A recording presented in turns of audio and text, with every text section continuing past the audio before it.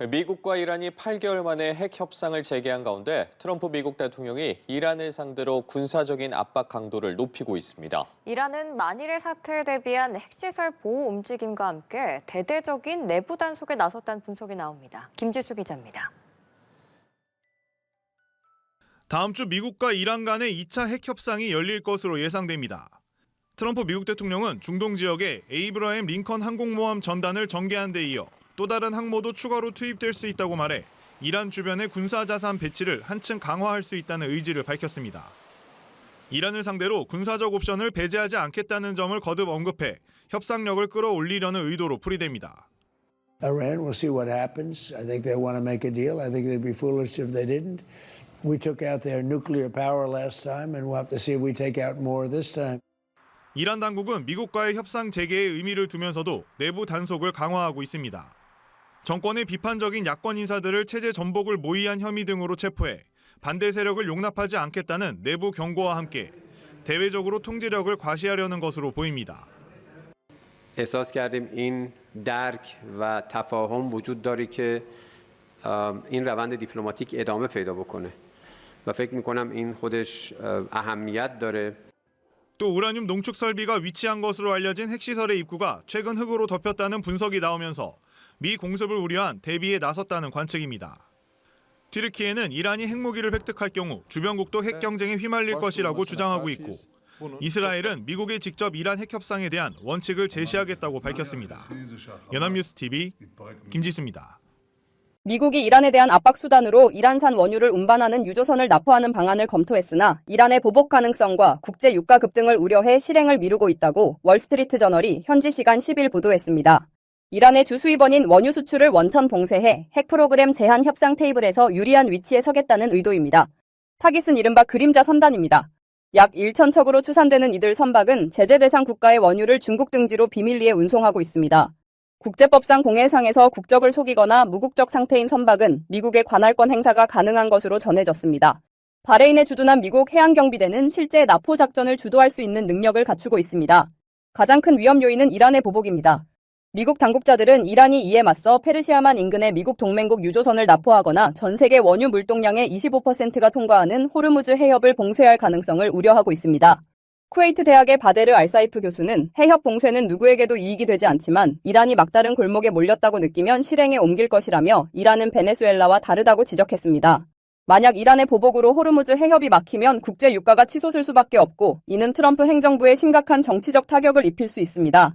이런 상황에서도 미국이 이 카드를 놓지 못하는 이유는 이란과의 협상이 교착 상태에 빠졌기 때문입니다.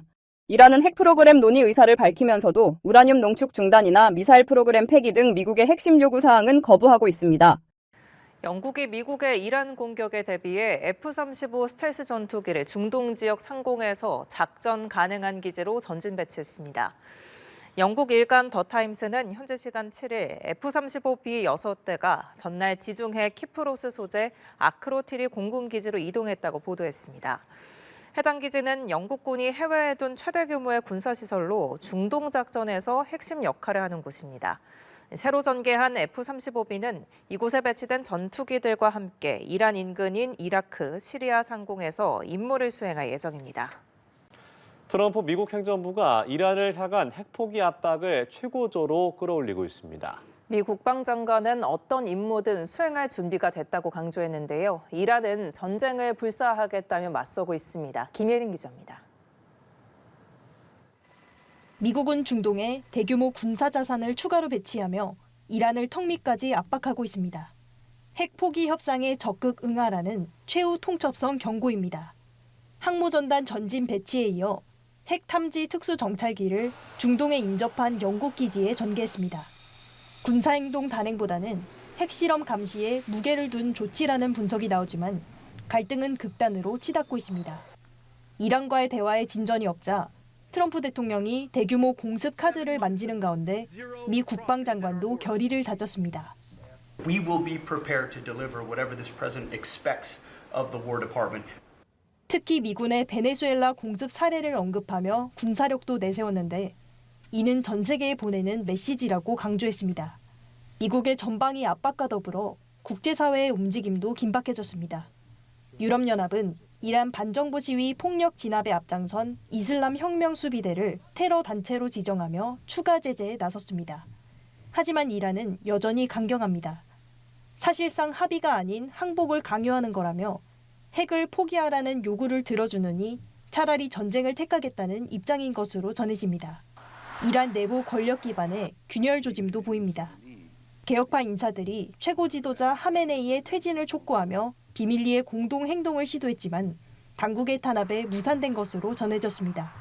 이란 안팎에서 긴장이 높아지자 중동 국가들은 중재에 나섰습니다. 에르도안 튀르키예 대통령은 트럼프 대통령에게 이란과의 3자 화상회담을 제안한 것으로 알려졌습니다. 연합뉴스 TV 김예린입니다. 미국이 이란 정부의 반정부 시위 유혈 진압에 여러 차례 경고를 보낸 가운데 미 항공모함이 중동 지역에 진입을 했습니다. 이란은 미국의 공격이 실제로 이루어진다면 전면전으로 간주하겠다면서 즉각적인 보복에 나서겠다는 의지를 보였는데요.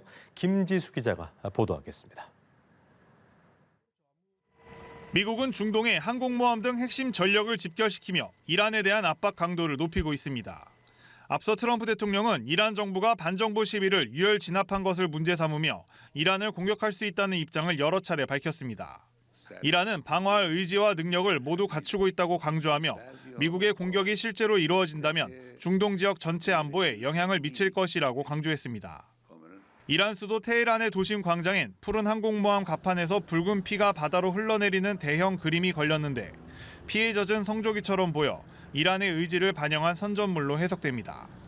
ما همونطور که قبلا هم نشون دادیم در برابر هر تعرضی در برابر هر تهدیدی به صورت قاطع و با تمام توان و فراگیر حتما پاسخ خواهیم داد. 이런 가운데 지난 8일에서 9일 이틀간 반정부 시위 유혈 진압으로 36,500명 이상이 사망했다는 보도가 나오는 등 이란 내에선 시위가 끝난 이후에도 활동가들이 보고하는 사망자 수가 계속 증가하고 있습니다. 2주 이상에 걸친 이란 정권의 인터넷 차단에도 치안 군경의 시위대에 대한 무차별 총격 등 참상에 관한 정보가 조금씩 외부로 전해지고 있기 때문입니다. مجموعاً نزدیک به 1000 تا بیمار شد که مراجعه کردن. اینها بیمارانی هستند که نیاز به عمل اورژانس دارند. پارگی چشمی دارند. 여기에 이란 당국이 시위대 사망자 수를 축소하려 한다는 정황과 유족들에게 시신 인도 과정에서 복종 의지를 시험하려 거액의 금전을 요구했다는 주장들도 나옵니다. 연합뉴스 TV 김지수입니다.